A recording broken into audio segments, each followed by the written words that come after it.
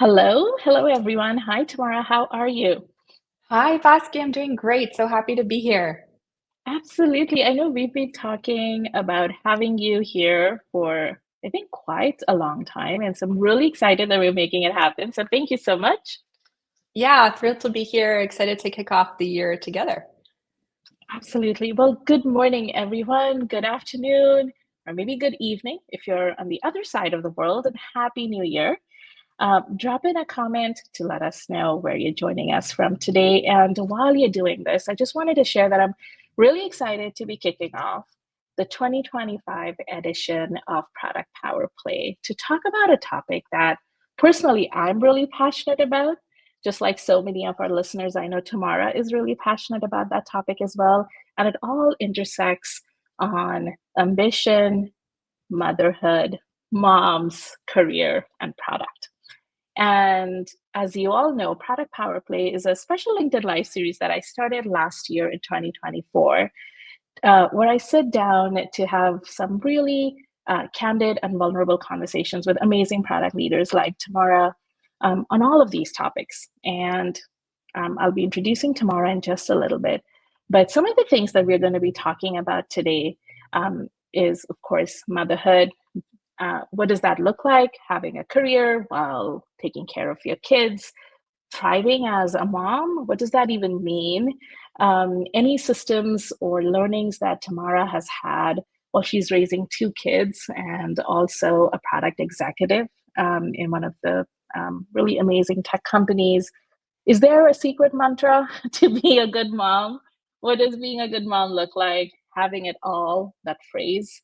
What does that mean? And a lot of these topics. And so before we jump into all of that, I just wanted to introduce myself to those of you who may not be familiar. I'm Bosky, and I'm the founder and CEO of PMDojo.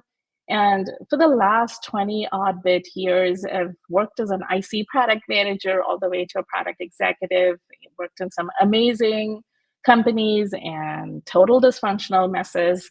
And having lived through those, I can totally relate to a lot of the challenges that so many women talk about, just working in tech in general. I know Tamara can relate to that as well. And I've lived through all of them, and it doesn't matter where you work. I think we all encounter those. And I truly believe that it shouldn't take 100 years to achieve workplace parity. And that was one of the biggest reasons why I left Atlassian and really decided to leave the corporate side and really do something about women, especially in tech and product. And that's why I started PMDojo. And so I work with companies to train product teams. I also work with women product managers to help them build skills, clarity, and confidence so that you can get visibility and recognition and move up in your career. So, with that, let's get started. If you have questions as Tamara and I are talking, drop them in the comments on LinkedIn itself. It'll pop up at my end, and I'll definitely ask those questions. Tag your friends if you do know a mom, and let's start. So, tomorrow I'm going to try to introduce you, and then we are going to really take a deep dive into who you are and everything that you've done. So, hopefully, I do justice to the introduction. So, everyone, meet Tamara. She's currently the director of product for enterprise tools at Pinterest. She started her career many years ago, actually in Wall Street, and she immigrated to the US from Ukraine. She is a founder as well, and she's been a huge advocate for mothers and moms in tech. And I absolutely love her writing. Many of you might see in her writing as well.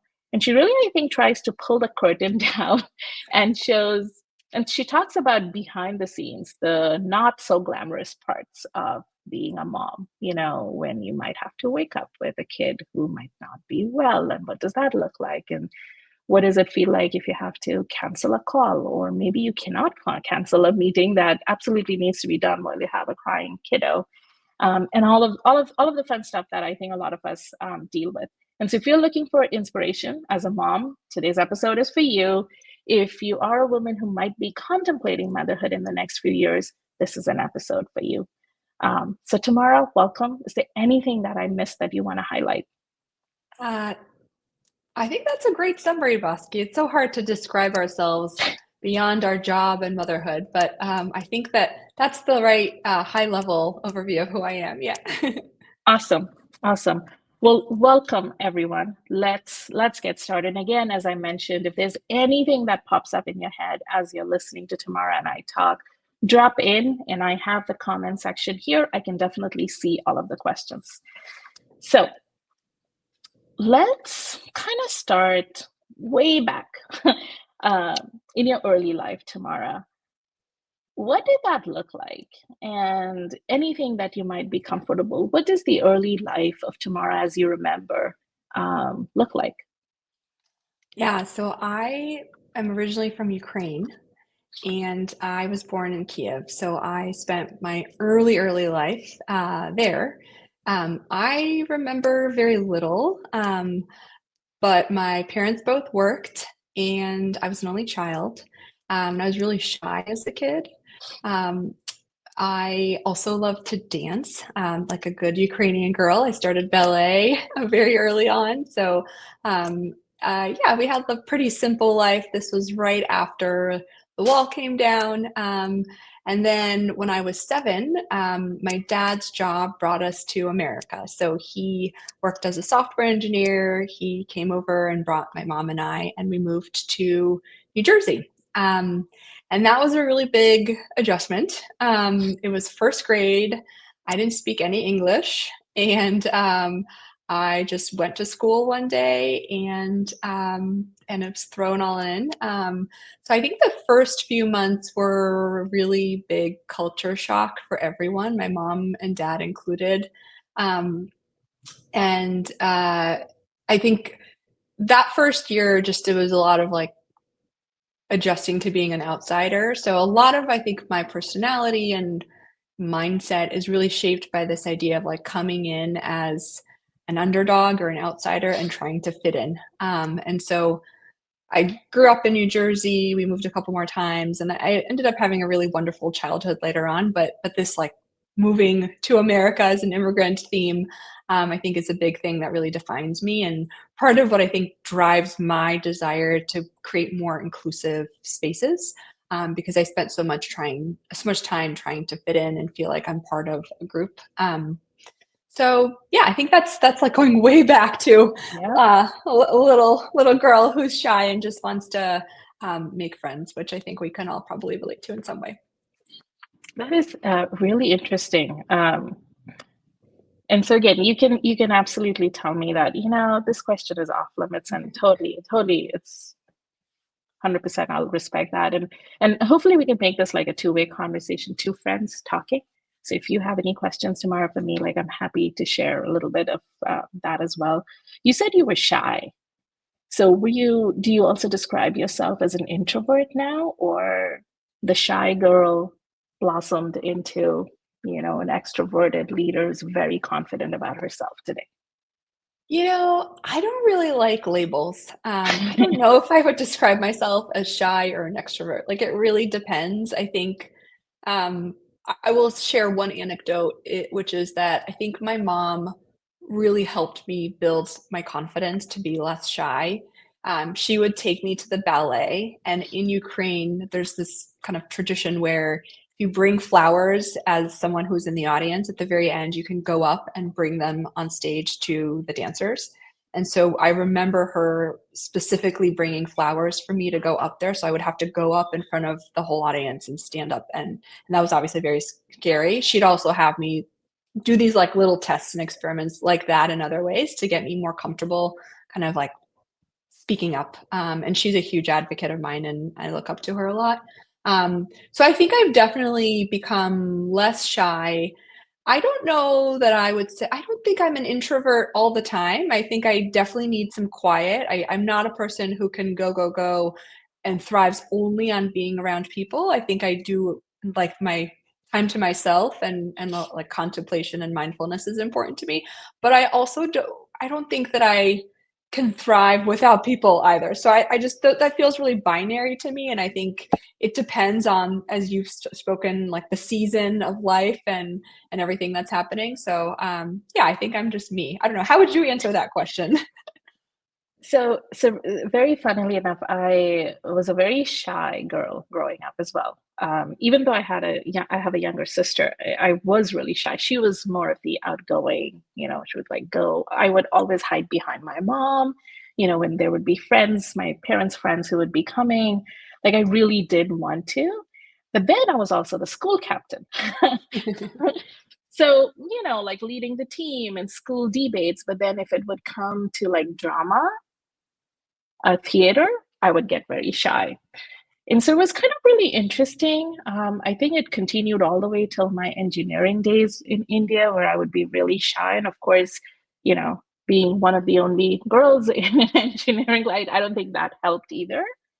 And I think stuff started changing when I went to the workforce. Like when I came to the US to do my master's, I, of course, struggled culturally because, I was used to keep quiet, listen, don't question the teacher culturally. And then here I would see very different. I think it took me a long time, but I remember my first job, it was a small startup and I got hired as technical support and I was like, fine, I'll take it. I need to have status. And so, like from a visa perspective.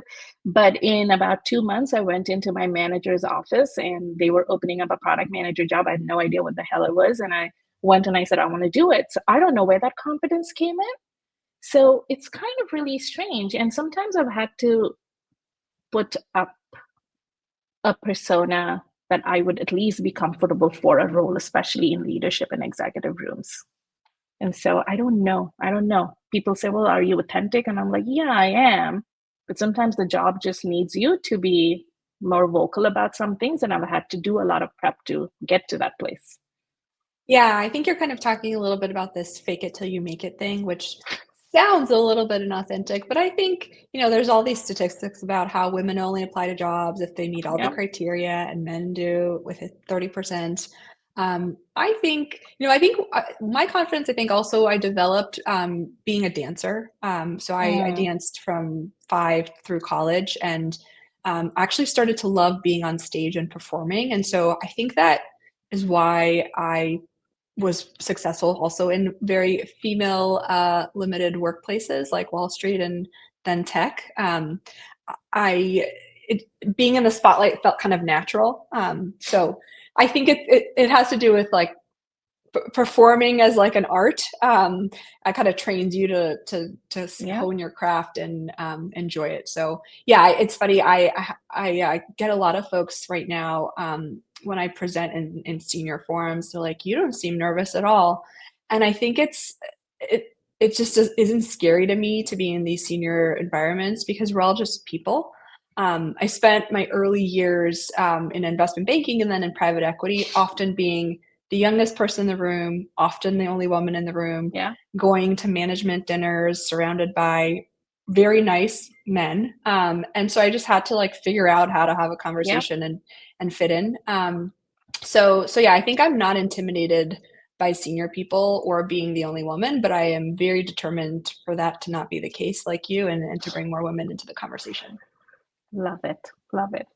Um, okay. So this was kind of really nice. And I think we kind of covered a lot of ground there. What would you say to someone who does feel a little nervous? I think I don't feel nervous, or even if I feel nervous right now, I think when I might feel a little bit, I think just that, this just a little bit of fleeting feeling beforehand. But once I am there, like that's it, I am on. But I think for someone who might be feeling nervous about speaking up in front of a leadership team presentation, is there, especially for a woman, is there any tip or advice that you would like to share? Yeah, something I've been thinking a lot about, just like any other situation, this is a skill that can be taught. And something I did when I first joined Pinterest is I joined our Toastmasters group. It sounds like you're familiar with it, Bosky, but for those who haven't heard of it, Toastmasters is a global organization that helps people become better public speakers. It's kind of specific in how it's run. And at first it sounded a little different to me, but I loved it. It was a great opportunity to practice public speaking and identifying my filler words. I'm always listening for those now when I speak and others do. But I think it's really just practicing speaking in situations that are not as high stakes, so that when they are, it doesn't feel as big of a jump. I think that's a really tactical thing I did that really helped me, and finding more opportunities to present. Yeah. Over time, it just becomes, when you put in those 10,000 hours, by the end of that, it becomes something you're good at. How Yeah. about you? Yeah. What are your thoughts on that? Um, So I did Toastmasters as well, Mm. early on. I think when I first moved in to the US and then Canada, and then so I've always been part of that. I think something that I do a lot also is I read, and then I read books to kids in the library. So that is something that I've started doing quite a bit.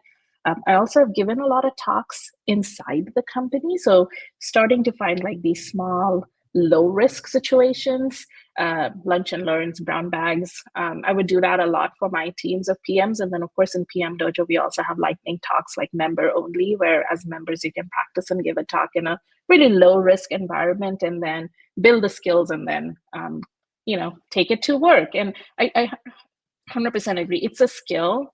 And I think a lot of women will tell me, well, I have an accent. English is not my first language. And I'm like, we all have accents. Even if someone is born here, they do have an accent. It's just that their accent sounds different than ours. And it's not always about accent. I think it's also about, I think, the message and how you deliver and how you feel about when you're delivering. And I think that's the part of the skill that both you and I are talking about.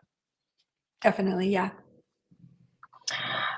So I want to come back to the present. And so today you're the director of product at Pinterest. Can you share with us, what does the day to day look like really briefly about your role? And then I've got two things that I want to kind of zero in on that. Sure. Yeah. So I live in San Francisco, California.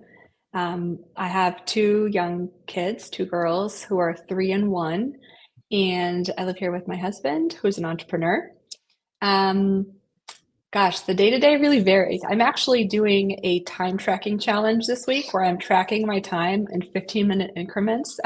Laura Vanderkam runs this thing, and I decided to try it out so I can tell you exactly what my week looks like. But I've noticed that my day is very, it's time confetti, I think is the term, where I have very little focus and deep thinking time, both at home and at work. So it's often, especially with two kids, I'm often watching both of them with my husband. Someone's doing something. So, mornings are kind of, we take turns getting our exercise and getting everyone ready. I take my daughter to school, and then at work, at this level, I have a lot of meetings. Often either I'm the decision maker or I'm on blocking, meeting with my team. And then, at the end of the day, it's kind of getting everyone settled, fed, and down for bed. So the weeks are pretty busy. Actually, I think the weekends tend to be more spacious, and we try to spend a lot of our time outside. We have a really nice community of fellow parents here. I think that's helped us kind of adjust to becoming working parents ourselves. And yeah, I think life, I think the last year for me, life was really hard. Transitioning from 1 to 2 kids was really unexpectedly hard for me.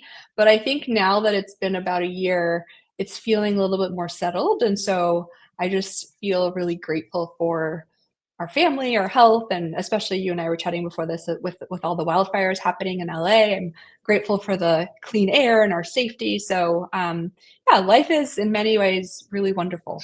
That's how I would describe it right now. Uh, Thank you. And I think what you mentioned out there, meetings, right? It's and the time confetti. I think this is how every single person, I think, will describe. And we do this little thing in our dinner table where we all talk about the rose and thorn. This was something that my son wanted to do. It was a tool that I think they learned in school, and so every night we do this. And yeah, and he's like, just meetings? Like, why? Why do you have to so many meetings? Like, if you have meetings, when do you work, mom and dad? And I'm like, wow, yeah, that's what happens when you go to sleep. But it's very interesting. I think it's the same thing for us as well. I think the week goes by, and in the morning, Yeah, it's all about, I think, getting ready and getting him to school, and then my husband picks him up later in the day. Of course, now that he's 10, he's able to stay in after school care in the school itself, so we don't have to do any changes like till 5. And then my husband brings him home, and then of course dinner and taking out the dog. The weekend always feels short. There are always chores. Um, but I think it's also something that what we do is we spend a lot of time, try to spend a lot of time outside. And then of course his piano classes, and there's always something to do. And by the time Sunday comes and you're like, wish there was one more day, one more day. Um, so I'm going to talk more professionally, Tamara, as in a director capacity, as are there any parts, like what are the parts of your role that really energizes you? And what are parts of your role that might drain you? And the reason why I want to ask this question is a lot of folks, as they're thinking about their career, of course, they do want to get into a director level role and then finally VP and everything. And I think a lot of us, at least I didn't know what it was really like. I used to think it was a very glamorous role. I'm going to go there, make decisions, and all of that, but it's very different. And so, can you maybe share a little bit about what kind of really excites you day to day? Maybe what are some of the really hard things where you wish, like maybe it would be, I don't know, just go back to being an IC product manager for a change? Yeah, well, Bosky, it's actually performance review season, and last night I was writing my self-review, so I have a lot of reflections on what I'm good at, which is what I enjoy, and where I have opportunities to improve. I think something I really like is my team, coaching my team, and the relationships I have with them and my cross-functional partners. It's the people that really make the work enjoyable. So I think the things that energize me are helping my team see potential in them that they don't know existed. That's kind of I think of a word that is my leadership mantra, which is namaste. It's a yoga word. I did a yoga teacher training, and I learned that it means the light in me honors the light in you, or something along those lines. And so that's kind of how I try to lead, is not like a hierarchical leadership, but it's been described as servant leadership. It's we're working Yeah. together and I'm on your team. So I really like that. That might mean like helping someone work through something tricky, or coaching them on a presentation, or providing feedback. I love that part. And the other part I really like is driving alignment. I think I thrive when there's a lot of chaos and like a power vacuum, and everyone's like pointing like, what's going on? What are we doing? And I kind of like coming in and being like, here's the deal. Let's like put this on paper, create a framework, get everyone on the same page, and unblock and move forward. Like I think that gives me energy, because I can get people on the same page. I can simplify and clarify and communicate, like we were talking about earlier. Um, the things that are hard, I think it's a demanding role and a stressful role. So that makes it very dynamic, and there's always more to be done than I or my team has time for. So I think of a big part of my role as kind of shielding and helping prioritize. And that is happening on a daily basis, where priorities are constantly changing. And we were talking about how we build an annual plan, and then in January that plan's already being shifted, and that's just the nature of the job. Something I think I was really not good at early on in my PM days was being flexible and adaptive to change. I got really frustrated whenever the roadmap would change, or we would get feedback from an executive. And now I think I've just realized that is the job. Like companies are dynamic, the world is dynamic. With 2020, everyone had to change. So just expecting that it's going to be a little bit less predictable and more fluid. I think that mindset helps as you kind of move up the ranks. So I think that part is just it makes it very stressful if you feel like you can't control it. But if you embrace that that's the nature of the role, and that's something I'm working on, then I think it feels a little bit more manageable. And it's just, I come back to making my team empowered and giving them clarity and direction while things may change. Love it. Love it. Love it. Love it. Okay. We do have a really interesting question that I would love to ask maybe after we shift gears towards motherhood a little bit. And so I will ask this question, Vinesha. Thank you so much for posting that. Um, For a lot of moms who might feel like they're trapped in this either or choice between career and family, what has helped you kind of make that shift for yourself? So I want you to like go back before you became a mom, and as you were kind of thinking, then you had the first one, now you have the second one. So a lot has changed since then. Did you feel trapped? Did you feel like there was this choice that you had to make?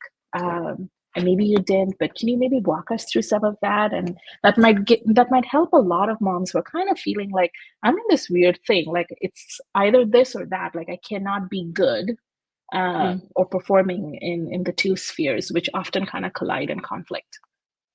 Yeah, well, I think there's two things there. I think one thing you're touching on is like the decision to have kids. And for me, that was always something I wanted to do. It's not for everyone. But actually, the biggest challenge for me was actually had some unexpected fertility issues when I was trying to get pregnant. So I thought it was you decide to become a mom and then you have a baby. And that's not exactly how it works. And my experience was my own people have very different challenges, but I was diagnosed with an autoimmune disease and had to really change my life to be able to conceive. So that actually was kind of the beginning of motherhood, in that you can't control a lot of parts about it, and it requires a lot of sacrifice.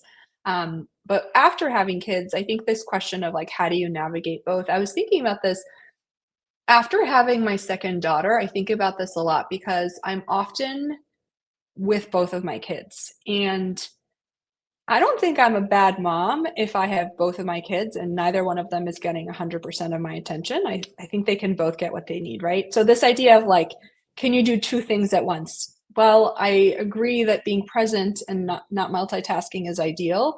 It is possible to have more than one child, more than one friend. You know, we do many things in parallel, but for some reason we have this narrative that you have to pick between career and family. I think what makes it hard and why I imagine people find it, um, it feels like it's a choice that has to be made, is the logistics of it, the mental load, all the work that has to happen, and just really, I think it comes down to time. And so, to me, making your time work for you to get both of those things and many more done or good enough is really where the rubber meets the road. But I just think this idea of you having to pick, it's all about what you want, not like a choice, but more what you want your life to look like. And if you can have two kids, then you can have a career and a family. You can have multiple hobbies. Like it's just, I think it's oversimplifying how complicated life is. It's a very interesting topic because I think you're right. Like the logistics bit, I think makes it harder because that's when there are moms who then start thinking like, okay, do we need to get help? And if you are an average immigrant, most likely you are not going to have access to grandparents living down the street or another state. I think for a lot of folks, grandparents are across continents a lot of the times, or across different countries. And so what does that look like, right? Financially, I think there's also that constraint from a logistics standpoint. Are you going to be able to afford, right? Like daycare, what do you do, And if the kid falls sick, a lot of the time, a lot of those things, I think naturally either fall into mom or moms find themselves into it, or it's the biological DNA thing in us that we get more protective. I don't know. I'm not going there. But I think a lot of times it just becomes so much mentally draining. And of course, the role in product management is mental gymnastics at work as well. And I think you just come home with that. So um, it's interesting. I think someone had asked here the question. Um, as a mother of three, I often find myself torn between making it widely known that I'm a parent of three kids so that it supports other women versus keeping it down low and not talking about it because of the unconscious bias of being a working parent. I'd like to know, how much of your motherhood life do you bring into your professional life? Great question. Yeah, I bring 120% of my motherhood life into work. I last year during maternity leave, I started writing online on LinkedIn every day about being a mom and nursing and all these taboo topics on a professional platform. And had some colleagues reach out and say, "Wow, that's really personal things you're talking about in a very public space." But that's what was happening in my life, and it was going to impact me when I came back to work. So I think personally, I want to contribute to this conversation. It's authentic to me to talk about it. But at the same time, I completely recognize the unconscious bias. And so I think to me, it's about when you when you bring that aspect of yourself, it's being intentional about it. So we're at work to do a job, and most of the time that is the focus, but we're also there working, like we were saying earlier, with people. And so a lot of times it comes up in the context of connecting with a colleague or my team. My team is all parents, so we talk about it a lot, actually. Um, and of course, as you were saying, Bosky, it comes up in the context of constraints and meetings and logistics that impact work. Um, but I think talking only about being a mom at work would not be productive, but missing out on that and hiding it for me wouldn't feel authentic. So it's really about how comfortable you feel about it. I personally think as a senior leader who's a woman, I have a responsibility to talk about this and help create a culture where people can bring their whole selves to work. I actually started a group at Pinterest last year, for moms coming back to work to have a safe space to talk about that transition and how hard it is. So I think it can be about creating spaces to talk about it with people who care and not necessarily, at an all hands company meeting.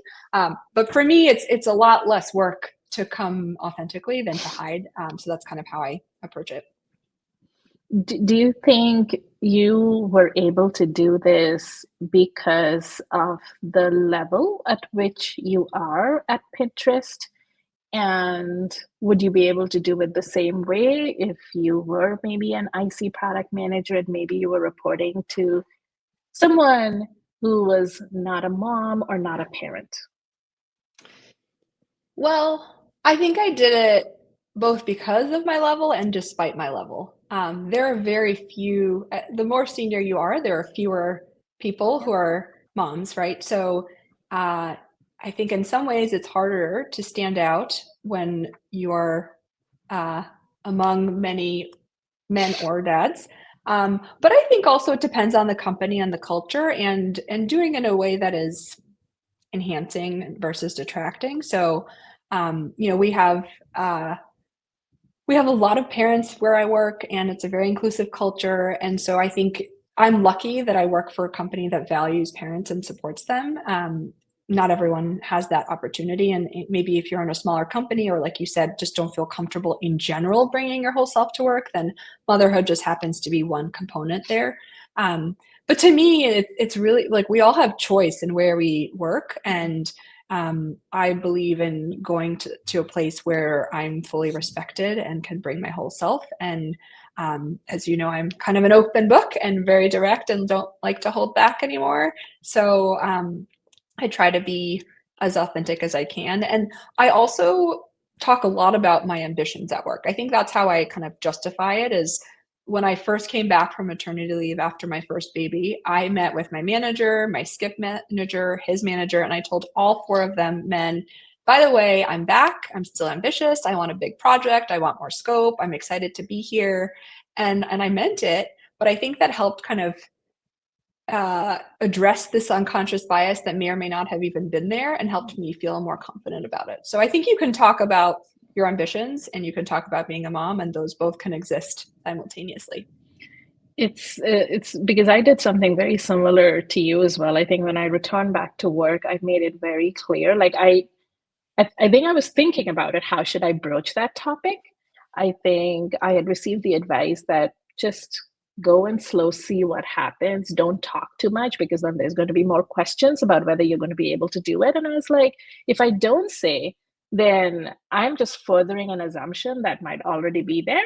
And so I don't want to, just take the risk. I'm going to just talk and I'm going to let everyone know. And then I'm going to try to create opportunities for myself because if I don't, then there's nothing that can be done, right? Like, And so I think I did something very similar, but it is hard, and I love everything that you've shared. I think how you have these conversations, I think a lot of it is also situational. So I was talking with a mom a couple of weeks ago, and she was like, "Hey, there is a meeting that is being set up, and I have to go and pick up my kiddo, and there's another meeting that gets set up, and I have to like put um, my kiddo to sleep and bath time and all of that. And I've told the CEO that it's a nap time and a bath time." And I'm like, do you think you could have had the conversation without bringing up the nap time and the bedtime? Because what she told me was that the CEO then used it as an excuse. And I'm like, so this is where the situational, how do you frame these conversations? At least how I approach it. I'd love to hear from you. Like, how would you advise a mom to maybe set boundaries or communicate? Like, hey, this time doesn't work. For me, sorry, I'm not available. That's it. I don't need to let you know whether I'm changing diapers or I'm feeding or I'm bathing or I'm putting him to sleep or whatever. But yeah, Yeah. how do you deal it? How do you deal with that? This is a very top of mind topic. I'm doing a deep dive on boundaries next week, actually. It's a free lightning talk. You can sign up through Maven. So I'll go a lot deeper there. But I think the trick here is to have this conversation before you really need to pull that card, right? So like coming back and saying I'm ambitious, but by the way, my one non-negotiable is X. I Yeah. think it's hard to have 10 non-negotiables. And I think it's hard to lead with the non-negotiables without providing business value. But I think if you are flexible and approach it as how can we win for the business while getting me what I need, I think that mindset and that sets the tone with your manager or whoever you're talking to, the CEO in that case, that helps them help you. So it's really, like you said, it's framing it and having that conversation before it becomes high stakes. So you're kind of on the same team. Yeah. That's high level, but I'd love to go deeper. This is the topic I've been Yep. thinking a lot about because, like you said, it comes up every day with when we have to make these trade-offs, especially around when meetings get scheduled and how you navigate that because we have so many of them. I absolutely. I'm going to share the link. I think after our talk gets over, I'll share the link to your Maven Lightning talk. When I saw your post, I was like, "Geez, I remember this one time when our one of the companies, the CEO, would schedule executive team meeting at 6:37. I was the only woman uh, among men, and I was the only one with a little kid, like a little baby at that point in time. It was so interesting, and we had already talked about it during my interview. That 6:30, work gets over. I mean, no, it doesn't. Um, and then it just kind of started encroaching. Like one thing would come up, but it was very interesting that it would come up at certain times, and there were certain times like I just couldn't go, or there were dinners that would be happening where everyone would meet for dinner as an executive team, and I'm like, once in a blue moon I could do it, but every 2 weeks it was just becoming very challenging, and I was like, I had to figure out how to have that conversation. It was interesting.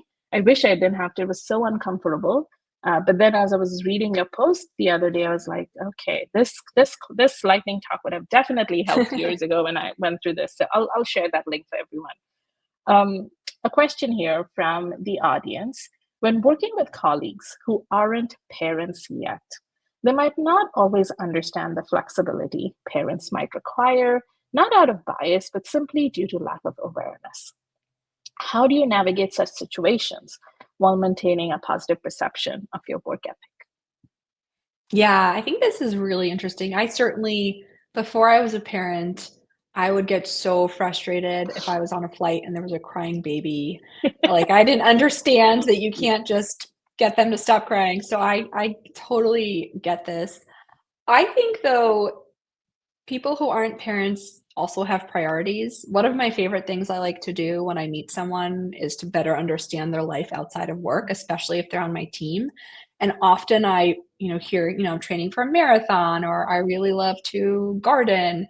And, we all have priorities outside of work too. And so it might be that their priorities are not as visible but still exist. So I think treating it not as a I'm a parent, and so my priorities are more important than yours, but more just, hey, we all have these things in our lives, other family obligations, and making them like leveling the playing field. I think that can bring the conversation more again to like that we're all in this together rather than it being antagonistic or escalating into something that feels negative. So I think that's one approach.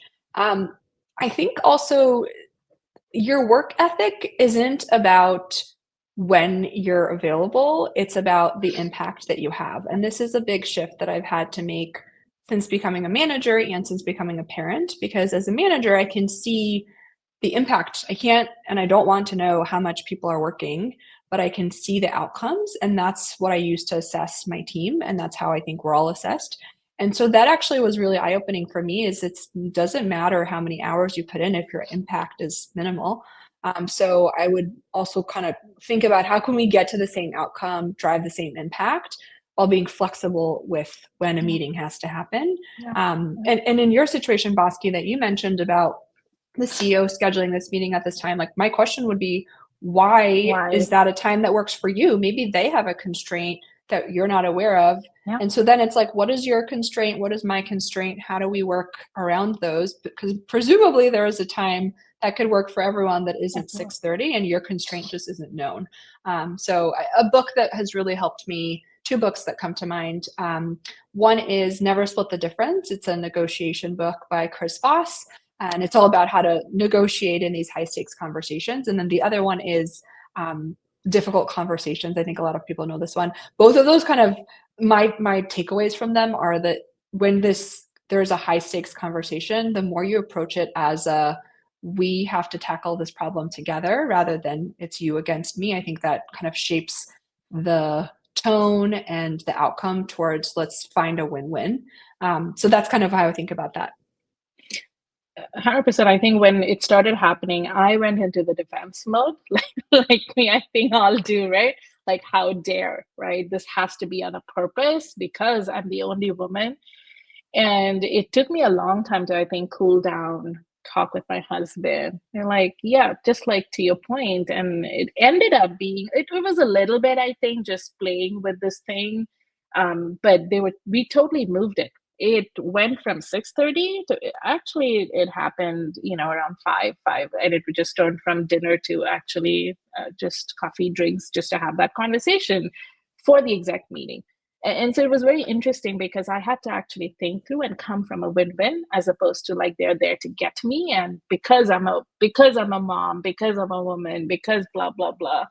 And I think it's very easy to kind of fall into that um, um, that little well where I started feeling like everyone's there to get me, and I had to like really think through logically to get to a win-win. So I will share those books as well. I know this is something that a lot of people have been talking to me about, and I would love to understand your take. And many companies have policies these days for supporting parents and working moms. And I'm not talking about like, um, I mean, of course, we live in a very different world now with the hybrid environment and everything. But I think what a lot of moms tell me is that it still feels like lip service a lot of the times. Um, in terms of the support and whether they truly support parents and moms. So from your perspective, what is one thing very tangibly a leader can do? And I'm not talking about legislations and all of those things. I'm talking about a very tangible thing that as a leader, irrespective of whether you are a man or a woman, a leader can do to support working moms in your team. Yeah, I've actually had multiple moms and dads on my team come back to work while I was managing them. I think the most important thing is how you manage their transition back. And the thing I would do is put together a re-onboarding plan because as a manager, Bosky, have you ever hired a new person onto your team and not created an onboarding plan? Probably not. Why would we have someone go out on leave, come back to a different company as a very different person, and throw them completely in the dark? It doesn't make any sense. Most companies, I think, don't think about the fact that that transition is hard, but no matter how long you've been out, something has changed. And I think it can be really destabilizing to come back and feel like you're kind of unsupported. So I think creating that plan, ideally, that is a phased return where you're kind of slowly ramping up 1, 2, 3, 4, 5 times a week over the first month. Some flexibility to work remotely for part of that if it's more of a in-person culture, and really just lowering expectations for what has to happen, giving space for that person to reintegrate and figure out what life looks like with this new rhythm. I think that can really help. I'm working on a template for a re-onboarding plan because I haven't really seen any good ones, and I wish I had one. I think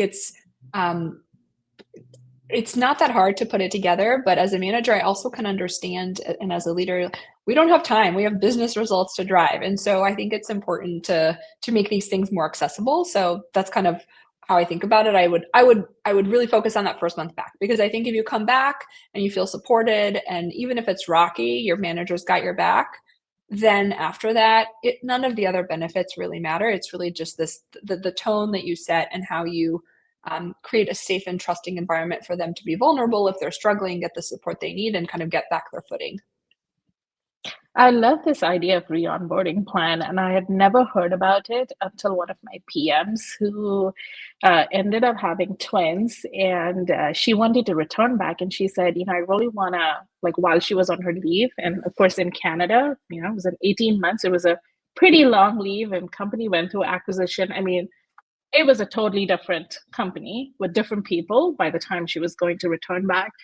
And so she was like, she loved the onboarding plan that I created for her. And then she had asked me, like, can we do something similar for when I get back? And I'm like, what is that called? And she's like, I don't know. Maybe it's like coming back plan, a re-onboarding plan. And I was like, that's really cool. And so we actually sat down and we co-created it together, like just as a draft. And it was something that I personally like really gave me the ammunition to like vouch for her and fight for her, but I think she also felt a lot more comfortable, and it was a template that the company could use it after that. So Amazing. I love that, love that, love that, love that. Yeah, it's I'm really, gonna I think it's about aligning on expectations. Like the most important thing in any manager relationship is that you're on the same page. yes, And I think when you yes. come back, it's what should I focus on? Who should I meet? How do I prioritize? What has happened? Just being more in sync. And I think putting it on paper makes it really concrete. So Yeah, then it's clear and everyone is aligned. So I yeah. would love to see your template if you still have I will happy to it. share that with you. It's basically the same scorecard, right? You and your manager, it's the same scorecard.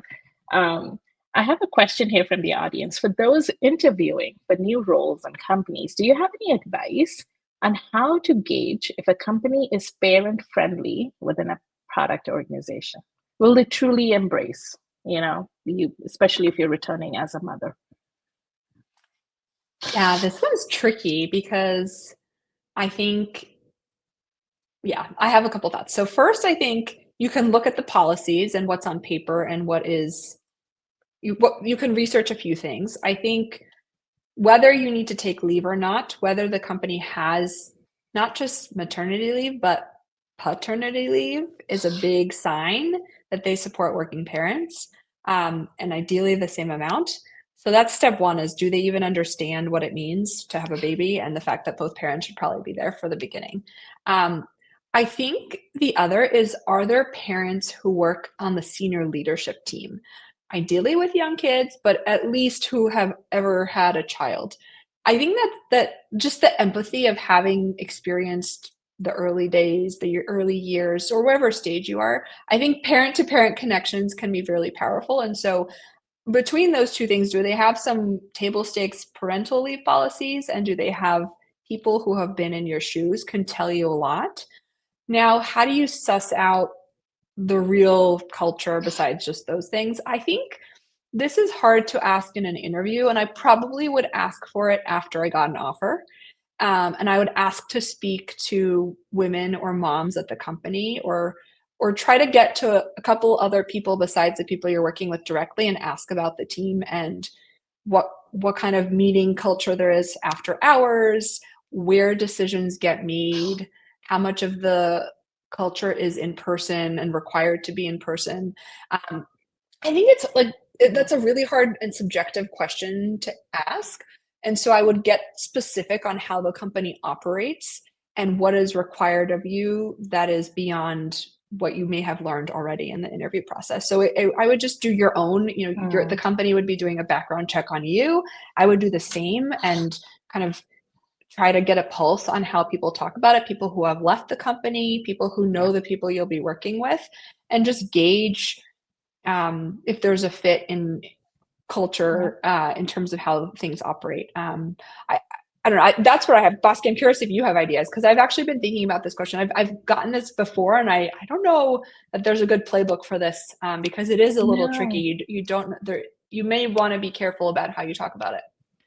100%. I mean, I think a lot of people will go ask about work-life balance. I don't think that necessarily answers the real question that we are really trying to figure out, whether it's a parent-friendly org and whether they understand that. And I 100% agree. I would not, and I have not asked these questions during the interview because I don't want to, like, I don't want to distract them from other things. I want them to evaluate me on my skills, not what I have at home, right? Um, and so what I have done is I've actually talked to people who have left the company.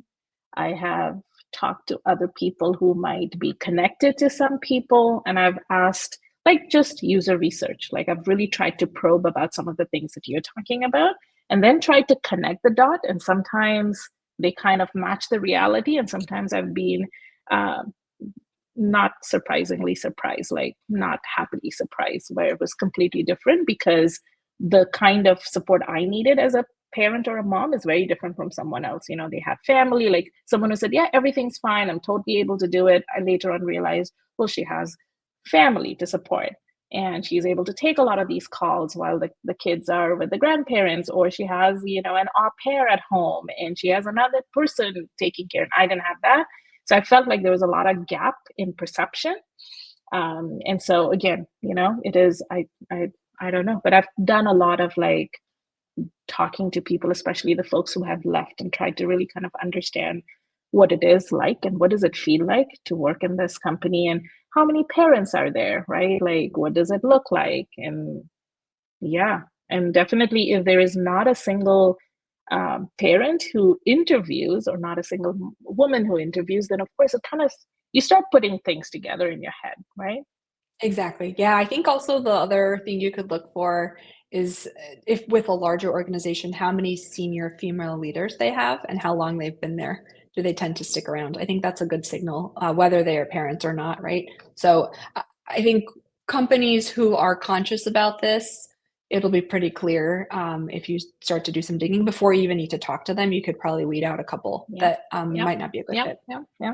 And I think like recently there's a lot of folks who write, a lot of moms who are writing, a lot of dads also who are writing. And anytime I'm going to an interview, I do a lot of research on what, you know, the person I'm interviewing with writes about, has shared about, talked about.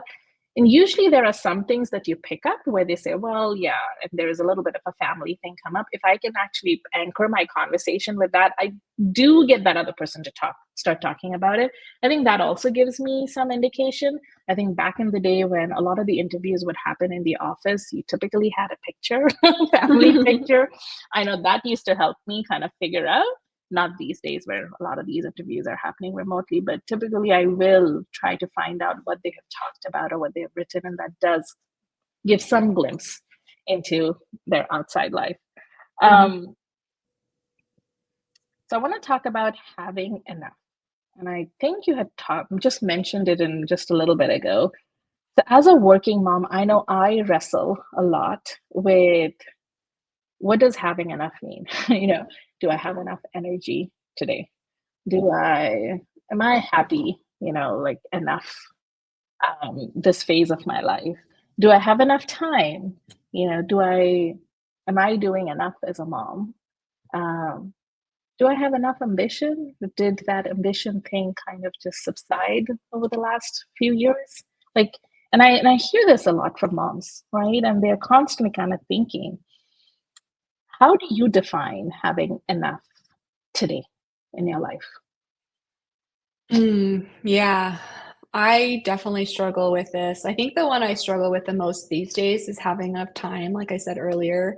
I do come back to this very obvious thing that everyone has 24 hours in a day, even Beyonce. I think I've said that to myself like 20 times in the last month because, wishing for more time is having an argument with reality that you're not going to win.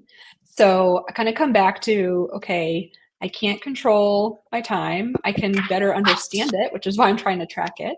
But really, I think coming like the core root of like what is enough comes back to, do I want what I have? And or do I have what I want, right? So like I think there's a lot of different ways you can define enough, but I really come back to gratitude. So I started a practice in April of last year when I was going through postpartum depression with my second baby, and I was having a lot of "I'm not a good enough mom" thoughts. I was torn between my 2 kids. I couldn't even imagine going back to work and trying to do all of this. It felt like it was all impossible. It was a really deep, dark time for me, and I started this practice every day before I go to sleep. The last thing I do is I write 5 things I'm grateful for that day. And in the beginning, it would be I got to take a shower. The baby slept for 3 hours last night, like really little things. But then the more I started to do it, the more kind of look for those moments and appreciate them as they're happening in my day. And I think that that's kind of, I don't know that I have a definition, and I think I still want more of all the things you mentioned, more energy some days, more money can come up with how expensive childcare is. But in the day to day, like how I really deal with this is I just really try to be grateful for what I have and be present with whatever I'm doing. So on the being a good enough mom, I think it's easy for me at least coming out of maternity leave to fall into this trap that to be a good mom, you have to be with your kids 24/7 because, when you're carrying them when you're pregnant, that's what you're doing. And when they're first born, they really need you 24/7 to survive, especially if you're nursing them around the clock. But at some point, they grow up and they don't need you there 24/7. In fact, they may thrive if they can grow and experience new things. And so there's a shift that has to happen of, if I'm not with my kids, I'm a bad mom. That has to go away. And it's about, when I am with my kids, am I making the most of that time? Am I really present for however many hours that is? Do they really have my full attention? Am I really there? And am I showing up for the things that I really care about? So the good enough mom part, I think for me, that is what I come back to, is especially with 2, like I don't have 48 hours in a day to dedicate to 2 of them now. I still have the same amount of time. So it feels even more constrained. But if I can be really connected, I think at the end of the day, I'm grateful for the 5 minutes I got to read a book with the baby, or picking up my toddler from preschool and having a little chat. Like that has to be enough. And similarly at work, we talked about like it's about the impact and the output, not the input. So enough is like achieving my goals, and less about what I'm able to give to work and whether I go to the happy hour or how good a specific meeting meant. It's like taking a longer view on, do I like what I'm doing? Am I driving the impact that I Mm. want? I absolutely love this. I think it's like there is no absolute formula, equation, or an answer. And I think what might good enough look like for you today, it might not hold the ground tomorrow. And I think Yeah. that has been something that I've had to kind of, I think, learn and accept. What looked like good when I was working full time looked very different than now when my day is completely crazy. And sure, I may have a little bit of flexibility, but it looks very different as a founder, especially as a solo founder. Um, well, this was amazing, Tamara. I know you have a meeting that you got to run to. So, again, thank you so much for joining me today. I absolutely loved talking to you and really kind of nerding on a lot of these topics that I know a lot of folks are so interested in. So, thank you again for joining me today to talk about this and sharing all of these personal learnings. Thank you so much. And for everyone who's joined us today, thank you again so much.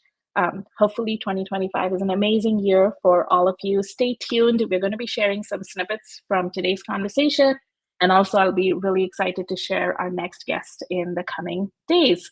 So thank you so much for joining. Have an amazing, amazing day. And thank you so much, Tamara. Thank you, Bosky. Happy New Year. Happy New Year.